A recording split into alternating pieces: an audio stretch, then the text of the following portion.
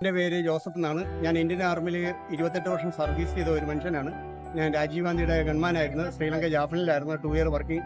After Kargil യുദ്ധത്തിലും പങ്കെടുത്ത ഒരു മനുഷ്യനാണ്. ഇവിടെ ഞാൻ വന്നൊരു കോട്ടയം സ്വദേശിയാണ്. ഇപ്പോൾ ഞാൻ കൊടുങ്ങപ്പള്ളി ഇടവകയിലാണ്.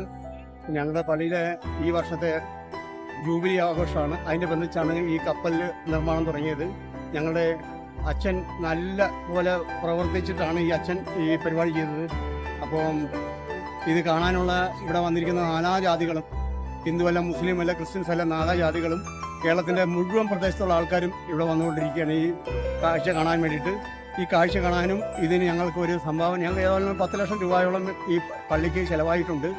അത് ഞങ്ങൾ ആരോടൊരു ഇതൊന്നും വാങ്ങിക്കാതെ, ഞങ്ങളൊരു ചെറിയൊരു കൂപ്പും മാത്രമേ ഉള്ളൂ. ആരോടൊരു ടിക്കറ്റും ഒന്നുമില്ലാതെയാണ് ഇത് ഞങ്ങൾ ചെയ്തുകൊണ്ടിരിക്കുന്നത്. അപ്പോൾ എല്ലാവർക്കും ഈ കൊടുങ്ങലേക്ക് സ്വാഗതം.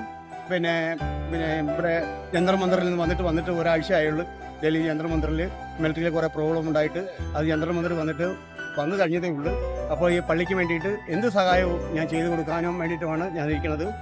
അതുകൊണ്ട് പക്ഷേ എൻ്റെ സർവീസിൽ വെച്ച് ഇതുപോലെ എൻ്റെ ആദ്യത്തെയാണ് ഇതുപോലെ ഒരു ഷിപ്പ് കാണുന്നത്. ഇത് കണ്ട് എല്ലാവരും ആസ്വദിച്ച് പോകണമെന്നാണ് ഞാൻ എൻ്റെ ആഗ്രഹം.